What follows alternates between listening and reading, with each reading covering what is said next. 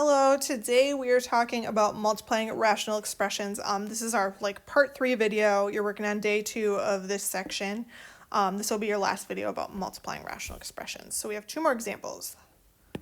My first one, we have x squared plus x minus 6 divided by x squared plus 2x plus 1 times x squared plus x divided by 5x minus 10 times 5x divided by x plus 2. We're going to start by just factoring anything we can factor. So the first thing I notice, on top we have x squared plus x minus 6. I know I could probably use the x method to do that. So we're looking for something that multiplies to the last number, negative 6, adds to b, which is the number in front of x, which is 1. So what can I multiply to get negative 6 and add to get 1? Well, I know 6 is 3 times 2. And then one of those is going to have to be negative. So if I do 3 minus 2, then I get a positive 1. So my first 2 factors are going to be x plus 3 and x minus 2. Now in this one we have 3 fractions. In the other examples we only had 2. That's not really going to change anything for us. We're still just going to factor everything and then cancel out things that are both on the top and the bottom of our fraction. All right, while we're at it, let's do the denominator of that fraction. We have x squared plus 2x plus 1. Again, we have a 1 in front of that x squared, so I'm guessing I can use the x method. I'm looking for something that multiplies to the last number, adds to b, which is 2. So to get 1, I know I can do 1 times 1, and then 1 plus 1 gives me 2. So then my 2 factors are x plus 1 and x plus 1. And those will go in the denominator of my first fraction. All right, my second fraction, we have x squared plus x. I can take a GCF out of that. I notice they both have x's, so if I divide them both by x, my GCF x will go out front. X squared divided by x is just x, and then x divided by x is 1. So we have x plus 1.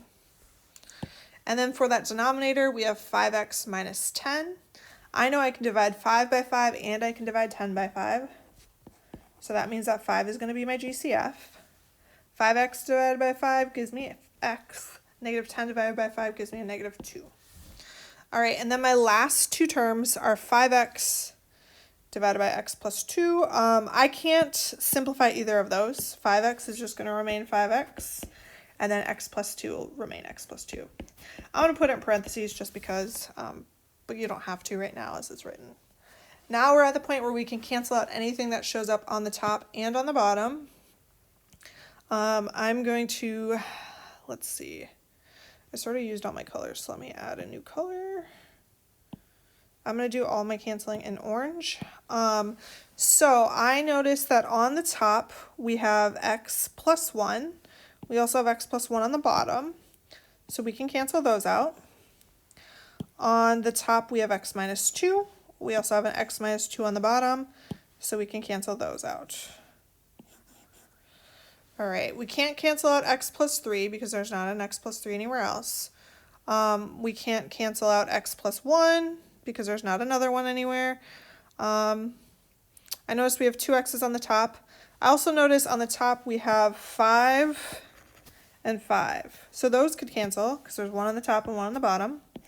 So on the top we're really left with x plus 3 times x, but we could actually multiply those 2 x's. Remember, x plus times x, you're going to add your exponents.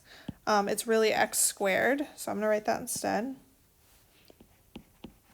And then on the bottom, we have x plus 1 times x plus 2. Now you can write it like this if you want. Technically, I feel like I would do x squared times x plus 3, and then x plus 1 times x plus 2. But those both say the same thing. It doesn't really matter which one you do. All right, again, just factor and then cancel anything that shows up on the top and on the bottom. All right, my next one, we have 2x squared minus 2x minus 24 divided by 3x minus 3, and then 4x minus 4 divided by x squared minus 2x minus 8.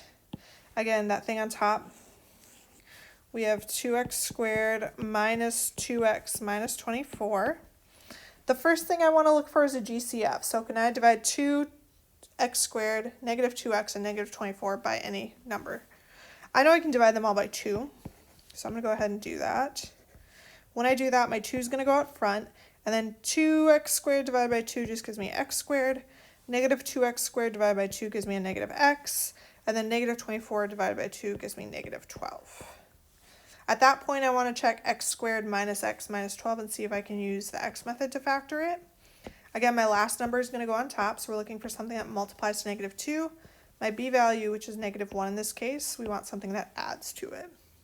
So I know 12 is the same as 3 times 4, but then it has to be negative 12, so one of those numbers is going to have to be negative.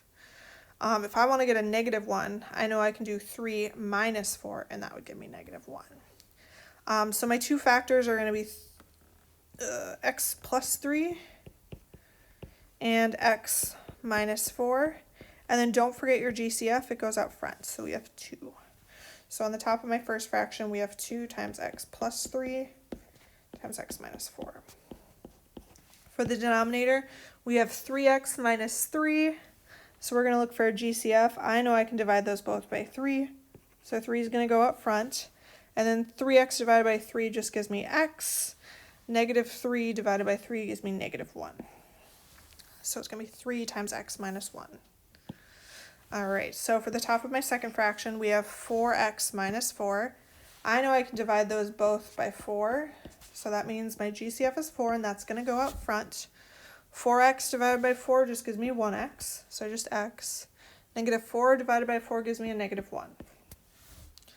All right, and then our denominator. We have x squared minus 2x minus 8. If I set up my x method, we're looking for something that multiplies to negative 8 and adds to negative 2. I know 8's the same as 4 times 2, and then because it's negative 8, one of those is going to have to be negative. And I know that 2 minus 4 would give me negative 2. So my two factors are going to be x minus 4 and x plus 2. And again, those are going to go in my denominator, x minus 4 and x plus 2. At this point, we're going to go ahead and cancel anything that shows up on the top and on the bottom.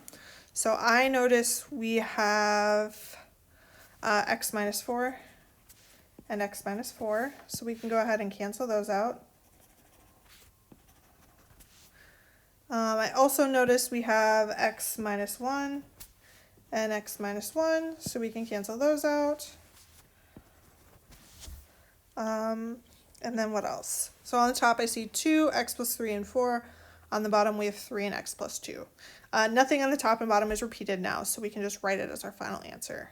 When I do that, notice you have 2 times 4, that gives me 8, and then we have x plus 3 left over.